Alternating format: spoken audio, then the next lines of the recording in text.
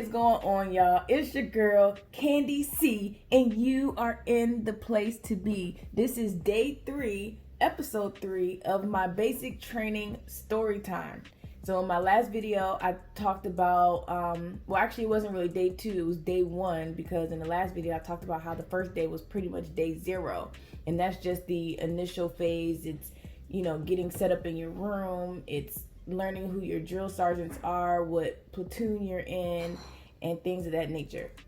So now, day 1, which is actually my second day there, that's when we have a full day. Wake up to sleep to do all this in processing army type stuff. So, now, during this in processing and army type stuff, I cannot believe what I was able to do or what I did. I fell asleep standing up. Never ever have I ever fell asleep standing up. I was so sleepy. So we had to wake up at 4 o'clock in the morning, and then they did some type of like briefings, and we had to do something in which I thought we were going to get up, go to formation, and then go to breakfast. But they're like, no, you're going to get up, go to formation, and we have stuff done before you can go to breakfast. So we ended up not even going to breakfast until like 5:30, 6 o'clock. And then after breakfast, we got issued our actual uniforms, which is partially what I have on now. And we did dental, we did vision, we had to draw blood. And there was this one moment. So you know how I have my hair in a bun, right? It's not that easy to get my hair in a bun. If you've seen my videos on how I get my hair in a bun, you would know that in the beginning it wasn't that easy. We were all sitting in this area, and they wanted to check everybody's scalp. So they told all the females that you pretty much have to take your hair out so that we can check your scalp, and then they want you to put your hair back. I'm like, how is that possible? I'm looking at everybody like, what? I gotta take my bun out? Like, do you know how long it took me to put the bun in? And now you want me to take it out so you can check my scalp? Like, how come you can't just check it through my hair? I think that was the most frustrating part of reception to me, was having to take my bun out in the middle of some classroom and having to put my bun back in without the use of a mirror. But anywho, so we got issued our uniforms. There's this one girl who actually passed out, and this is day 2, y'all. This is the second day being there. We haven't even been there a whole full 24 hours yet. And this one girl passed out. This other girl was about to throw up. I think like everybody's body was going through so much, like, lack of sleep, a different type of eating, just being in shock, being overwhelmed, being worked up. And it was crazy. So when someone passes out, you pretty much have to like build a circle around them with your back to them so that the drill sergeant or whoever can make sure that they're good. So I was able to FaceTime, my children and my husband at this point, but I had to use somebody else's phone because, like I said, I didn't have any reception. So during the reception phase, because we had our phone, it didn't really hit me that I was away. It didn't really hit me that I joined the military.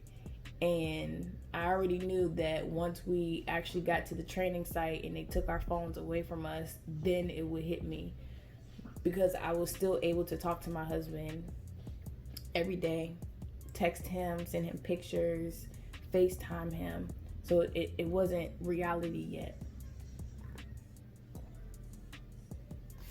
We did more admin stuff. We were able to use the money on the card that they gave us to go to the PX to get essentials like toiletries, undergarments, laundry detergent, whatever we needed from this this mini mall. So in this little mini mall or this store, they only had the things that you can get. Hand sanitizer, wipes, toothbrush, toothpaste, like hair supplies. It was only the stuff that you were allowed to get. If you weren't allowed to have it, they didn't sell it there.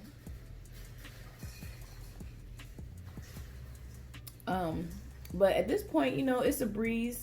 It's going through different things for the first time, having to deal with people that you probably wouldn't normally deal with on a regular basis, having to pretty much be the mother in situations, because I've noticed that there are a lot of times, I noticed during reception that the people that I was around were children.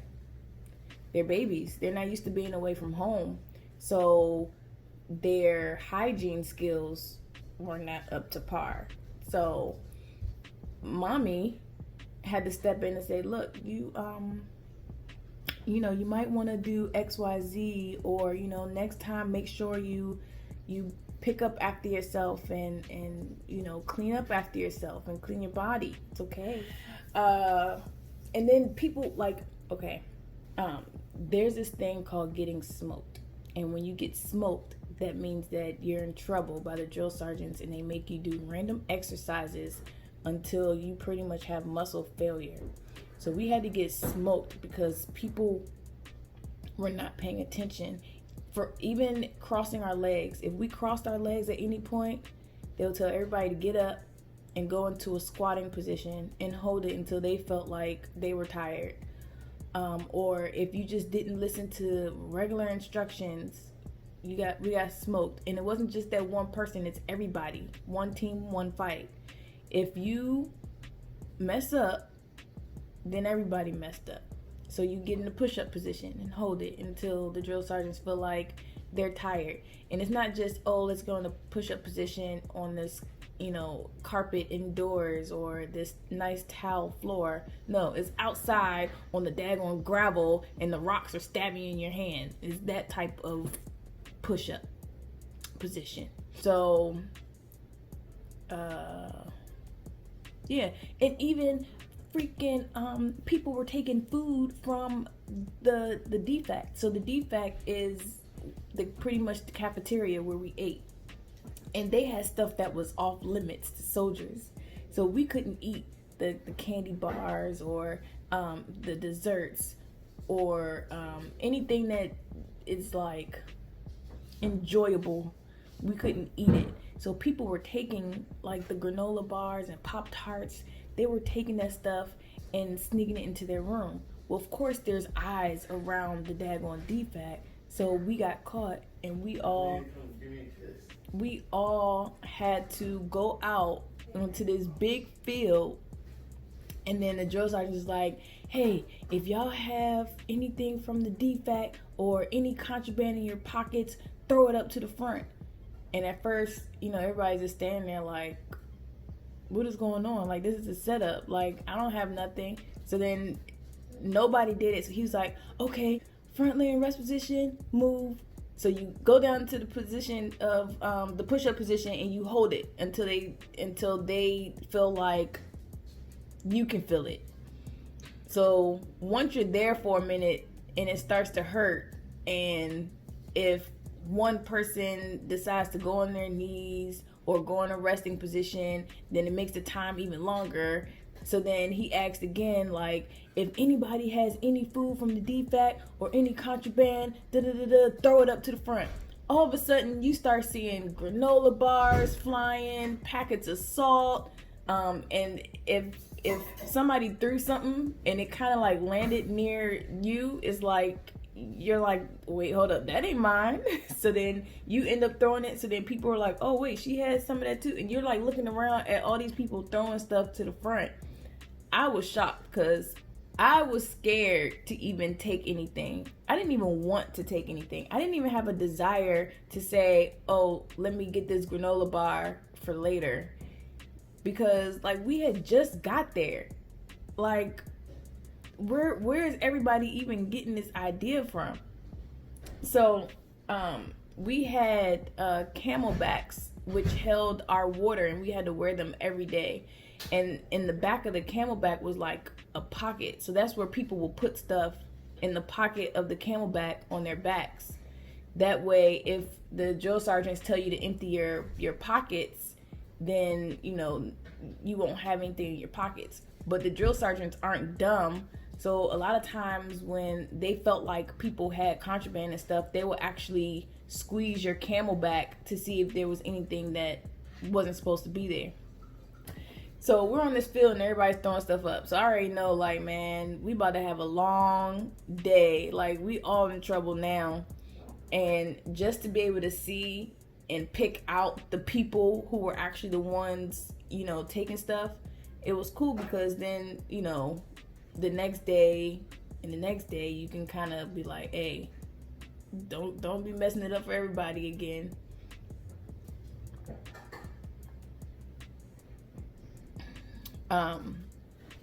So when we got smoked, I actually took that as an opportunity for me to work on my physical fitness.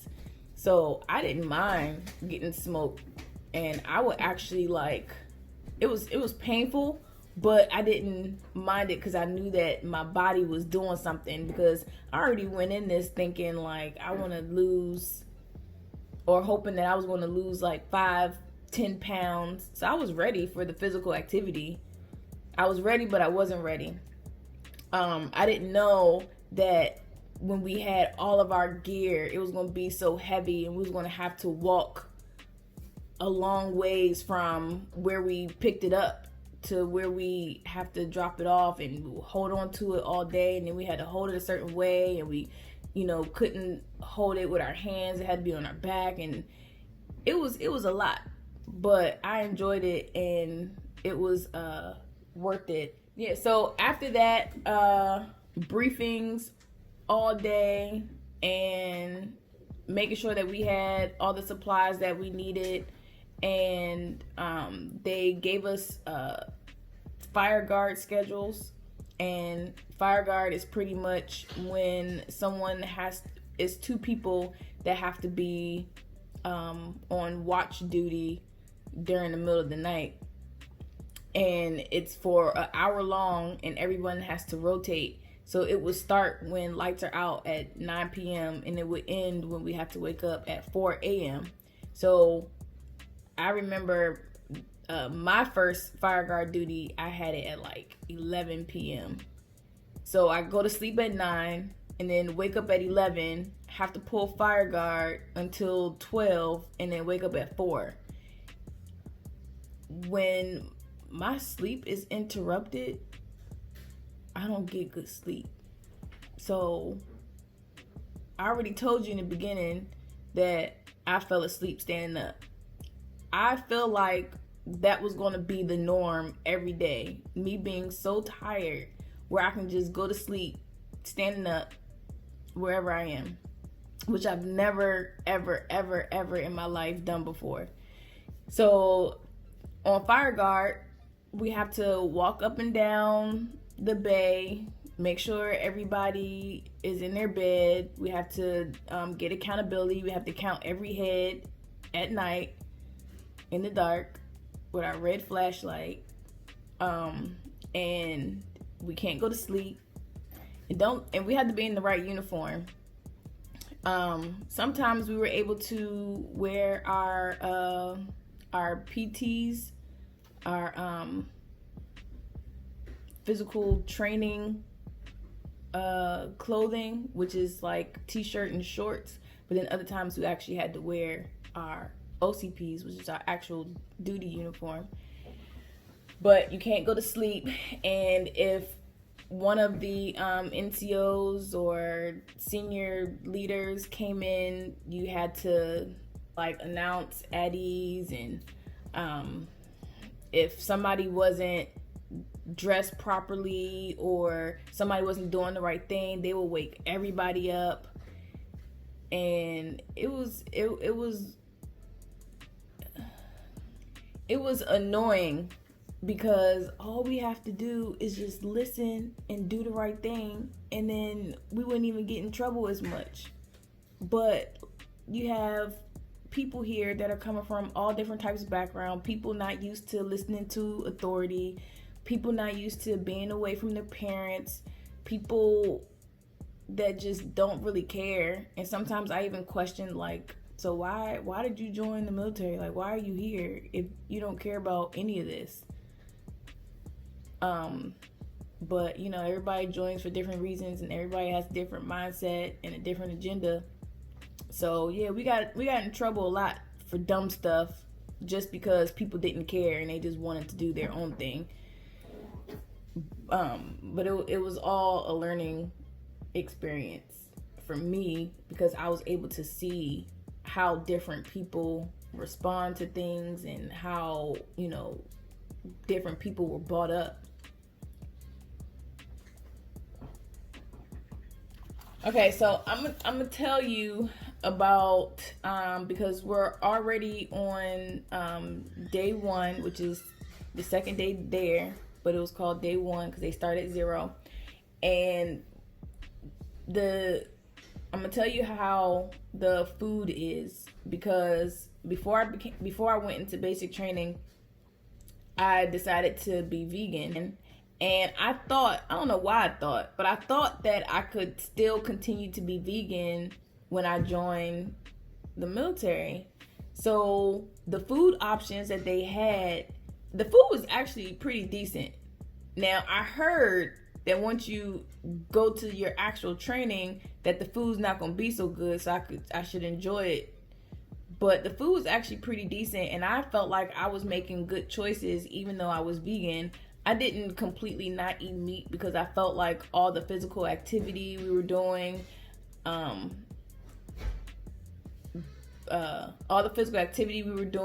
just like needing energy and stuff like that, I decided to eat meat, but just not eat as much of it. So I would have, like, you know, salad with my meals. I was very cautious on what I ate, even though they didn't give us much time to eat.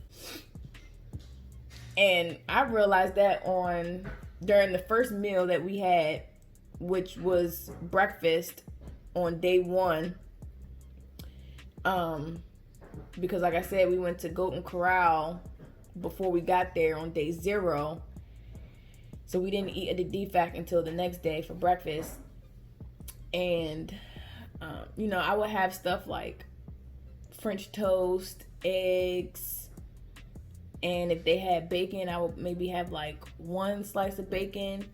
But they really, you have time to maybe take 5 forkfuls of food and barely swallow it, because everything is like, let's go, let's go, let's go. But then you got us waiting forever for other stuff. So I feel like, man, we could have had more time eating and you know, less time waiting. But you know, the military is backwards sometimes, and everything is just like hurry up and wait. So we had to eat really fast. I didn't drink any juice or anything like that, even though they kind of encourage you to drink juice, because I think the type of juice that they serve was kind of like a Gatorade type thing, where it will give you the electrolytes you needed. But I was just good with water. We weren't allowed to have like coffee or anything like that, which was another challenging thing, because I was used to drinking coffee almost every day. So I had to break my habit before going to reception, because I didn't want to stop once I got to reception and then have withdrawal symptoms or anything like that. So a lot of things that I knew that I wasn't going to be able to have, I stopped like a month before I left. But it would have been nice to have some coffee, because I was tired. I don't think I've experienced being that tired. Even childbirth and having babies, having newborns wasn't as tiring, because I was able to sleep throughout the day. Here, no. So the food choices were good, because they had a little bit of everything for different types of lifestyles that people may have. So they had stuff for vegetarians. They had stuff for people that were vegan. So I think I did really good on my food choices, but I wasn't vegan anymore because I did eat meat every now and then because I felt like I had to for the sake of refueling my body. So yeah, that was the beginning. And tomorrow I'm going to tell you about the different things that they inject you with, and you have no clue what it is. Pills you got to take, and you have no clue what it is. Stay tuned for that. Thanks for rocking with your girl, CandyC, and I will see you next time. Bye. We paper chasing, yeah, we own that.